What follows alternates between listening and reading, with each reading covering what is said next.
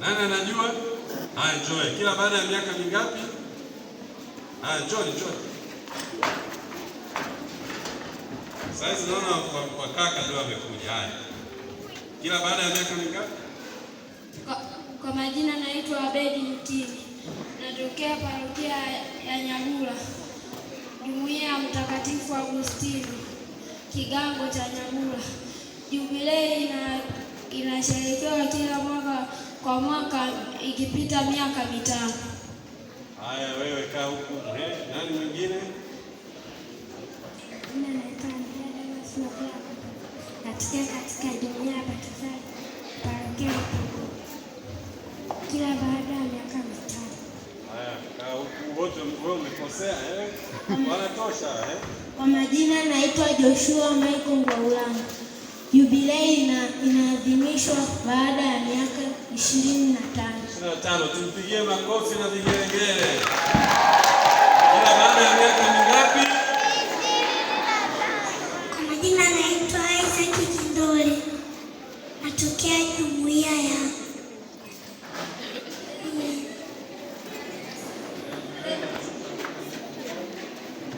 kila miaka 70.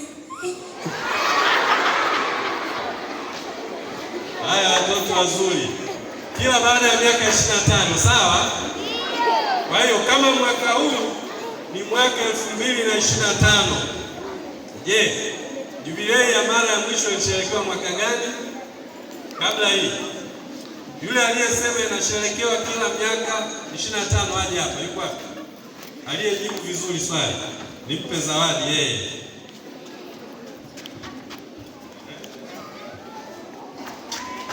Haya. Nimejibu swali hapa sasa. Haya, msikaya baba. Kama tunasema jubilei inasherekewa kila baada ya miaka 25. Je, jubilei iliyopita ilikuwa mwaka gani? Pole. Basi. Tujibu kwa pamoja. Mwaka gani? 2000. Kauli mbiu ya mwaka 2000 kwa inasemaje? Haya, mwaka huu kauli mbiu inasemaje? Mahujaji katika na jubilei iliyopita mwaka 2000 kauli mbiu kwa inasemaje? Kristo jana, leo na ambao pia kwa kifupi tukasema Kristo tumaini letu. Kristo tumaini letu. Haya, basi rudi. Kwa hiyo basi kila baada ya miaka 25 tunaadhimisha jubilei. Je, pamoja na hayo yote tunajifunza, tunatakiwa tufanye nini? Maana tunajua upendo wa Mungu kwetu, alituumba kwa sura na mfano wake, akamtuma mwanaye aje ulimwenguni awe kama sisi, awe mtu kama sisi.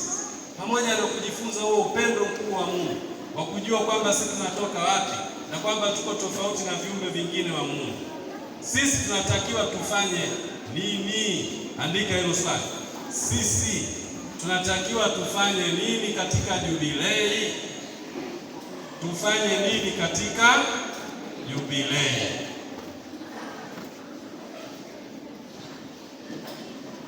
Jambo kubwa kuliko yote linalobeba mambo yote katika kila jubilei, tunatakiwa kufanyika wapya. Upyaisho. Andika upyaisho. Andika upyaisho. Tunatakiwa tuwe wapya, yani upyaisho. Sawa? Upyaisho maana yake nini? Upyaisho maana yake kuanza upya, kurekebisha yote tuliyokuwa tunakosea huko nyuma. Tunaanza upya.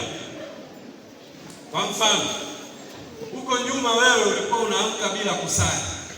Sasa unatakiwa uanze upya. Unaanza kufanya nini? Kusali.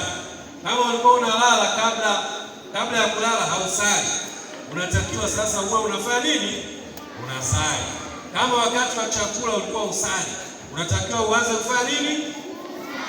Ubadilishe maisha, yani uanze upya. Kwa hiyo ukiamka tu asubuhi, kabla hujanawa, ukiwa bado kitandani, ukisha kucha tu, jogoo akisha wiki, unaanza kusali sala ya asubuhi. Unasema siku mpya ni mwabudu Mungu wangu, upokee wewe ulikuwa kuilinda na mitego wako, ninaomba na kadhalika. Kama ulikuwa huwa kusali, ukiamka asubuhi lazima ufanye nini? Usali tena hata kabla ya kunawa. Sawa? Acha kufunga mkono. Usinawe kwanza, ukanywa chai, ndio unasema siku mpya inaanza. Unaanza siku mpya kabla hujatoka kitandani. Kisha fungua tu macho. Labda kama mnasali na wenzako, sio unawaamsha wenzako, mnasali pamoja pale sebuleni, si ndio? Mnasali pamoja. Na usiku hivyo hivyo, kisha kula chakula cha jioni, unaenda kulala. Kabla hujapanda kitandani, unasali. Sawa jamani? Unasema sasa siku wako Mungu, moyo wangu nipumzike, mema mengi ninashinda, Baba mwema yote, Yesu mpenzi, ombi langu na kadhalika. Hapo unakuwa mtoto mzuri wa Mungu. Sawa? Haya ndio maisha tunayotakiwa tuishi, na kabla ya chakula lazima ubariki chakula, na ukisha kula lazima ushukuru. Nani anajua sala ya kubariki chakula? Wote. Haya, tusali sala ya kubariki chakula.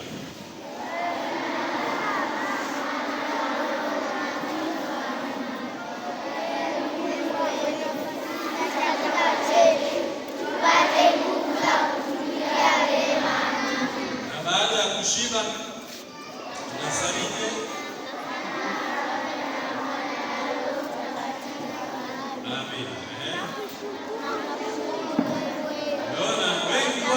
Wote mmekumbuka sala ya kabla ya chakula. Wengi tukisha shiba mnasahau kusali, kwa maana mjui sala ya baada ya chakula. Ni lazima kusali. Kwa sasa jubilei manake upyaisho, lazima tuanze kupya kila kitu, tufanye navyo takiwa. Wale ambao wamepokea komunio takatifu au kipaimara wanyoshe mkono. Kwa hiyo upyaisho maana yake pia, kama ulikuwa una dhambi na ulikuwa unakomunika bila kuungana, sasa lazima kabla ya kukomunika ufanye nini? Uungane. Wewe unaungana, usikomunike bila kuungana, lazima uungane. Kama ulikuwa unachelewa kanisani, kuingia kanisani Jumapili, lazima uwahi kuingia wapi? Kanisani, usichelewe. Wangapi huwa wanaenda kanisani kila domeni? Wanyoshe mkono. Wote kabisa. Wale ambao huwa waendi domeni na kanisani, wakati mwingine wanaenda, wakati mwingine hawaendi. Sasa upyaisho manake unaanza kwenda kanisani kila domeni. Tumeelewana? Huo ndio upyaisho. Wale nyumbani, kama ulikuwa sio mtii kwa wazazi, ulikuwa na kiburi, mama baba alikutuma unachelewa, ama uendi, ama hutaki, ulikuwa mvivu, sasa unabadilika. Huo ndio upyaisho. Ndio mambo yanayotakiwa kufanyika katika jubilei, kwamba lazima tubadilike, tuanze kupya kila kitu. Shuleni ulikuwa mvivu. Wangapi wavivu shuleni? Wanyoshe mkono. Na kuendelea. Sawa? Kwa hiyo kama ulikuwa wa 11 na kuendelea, jubilei upyaisho manake uanze upya. Uanze kuwa ama wa kwanza au wa pili au wa tatu. Tutakuvumilia ukiwa wa 4 hadi wangapi? Wa 10, lakini usiwe wa 11. Lazima ubadilike, uanze kusoma. Sio muda wote unaangalia TV. Wangapi wanatumia muda mwingi kuangalia TV?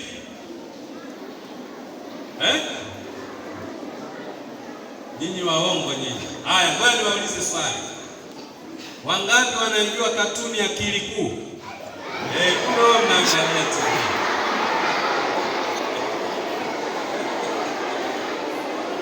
Kwa hiyo hatukatai uangalie TV muda mfupi, lakini muda mrefu usome. Sawa jamani?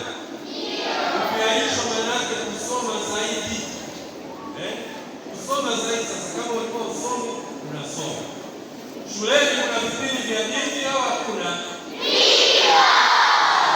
Wangapi hawashiriki vipindi vya dini shuleni?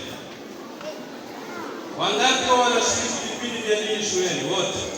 Kwa hiyo ukiaisha manake ushiriki vizuri kwenye vipindi vya dini. Sawa?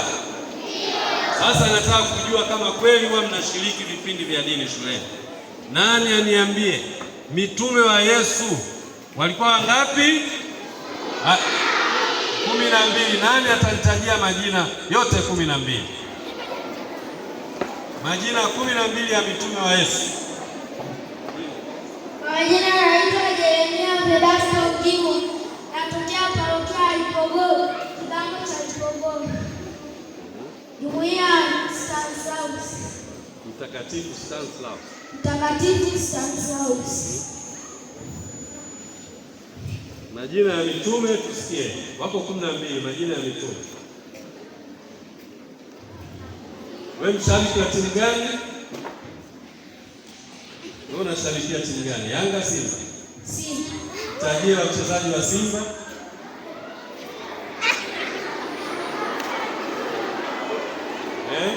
Haya, wewe njoo baada hapo tutajie.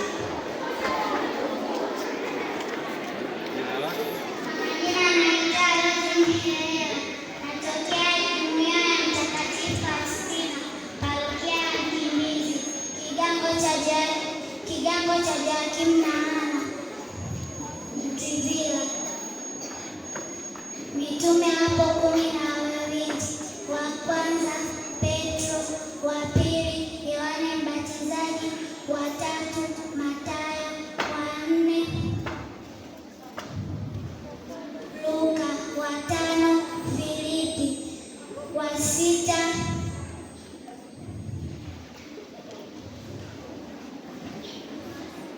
Nikuulize swali lingine. Tanzania ina mikoa mingapi? Nitajie mikoa 10 ya Tanzania. Iringa, Dodoma, Arusha, Dar es Salaam, Mwanza,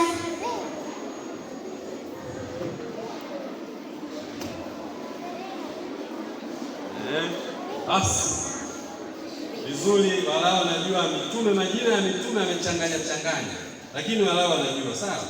Haya, tusikie mwingine sasa. Mkaka huyu anakuja kutajia majina ya mitume. Yule alishakuja. Wa kwanza Simoni Petro, wa pili Andrea, wa tatu Yakobo wa Zebedayo, wa 4 Yohane, wa 5 Filipo, wa 6 Bartolomayo, wa 7 Tomaso, wa 8 Mathayo, wa 9 Yuda Tadayo, wa 10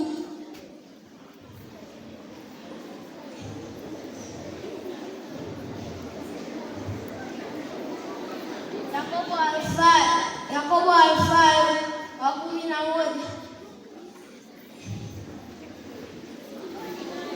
Simoni Mkanani, wa 12 Yuda Iskariote ndiye aliyemsaliti Yesu Kristo. Tumpigie makofi. Tumpe na zawadi yake kofia. Haya, kofia. Na nyinyi mnakumbuka nakumbuka majina ya mitume. Haya, tusikie. Kwa majina anaitwa Godriva Alex Mtende. Natoka Jumuiya Mtakatifu Antoni Kleti, kigango cha Kaling'ombe, parokia ya Kaling'ombe. Majina ya mitume. Namba 1 Simoni Petro, ndiye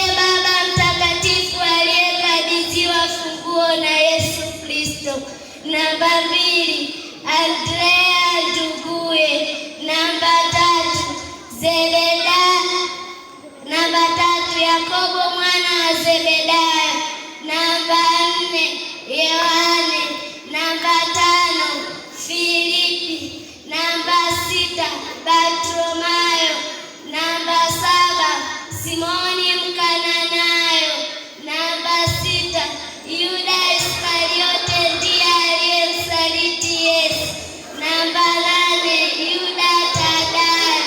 Namba 9, Simoni Mkananayo. Namba 10, Yakobo mwana wa Alfayo. Namba 11, Mathayo. Namba 12,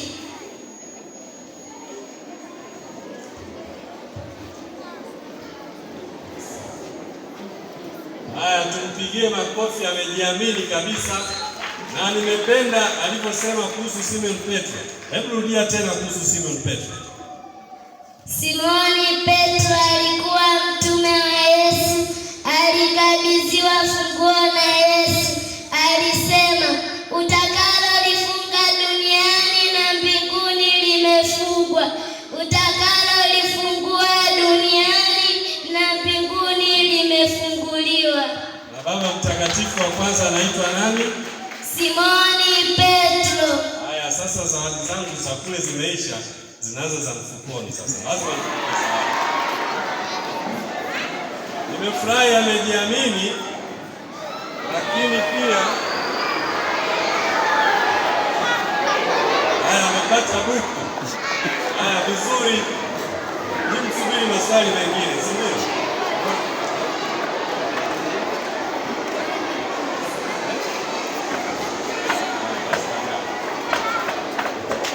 Vizuri kabisa. Kwa hiyo jubilei maana yake kuanza upya. Kama darasani vipindi vya dini tulikuwa tunasinzia, sasa lazima tuwe tunasikiliza vizuri, tujifunze vizuri dini yetu, tujue vizuri dini, kama vile tunavyojua vizuri hesabu, tunavyojua vizuri jiografia na kadhalika. Dini pia darasani, mafundisho ya dini lazima tuyajue vizuri. Kwa hiyo jubilei maana yake upyaisho, kuanza upya kila kitu, kujua na kuwajibika.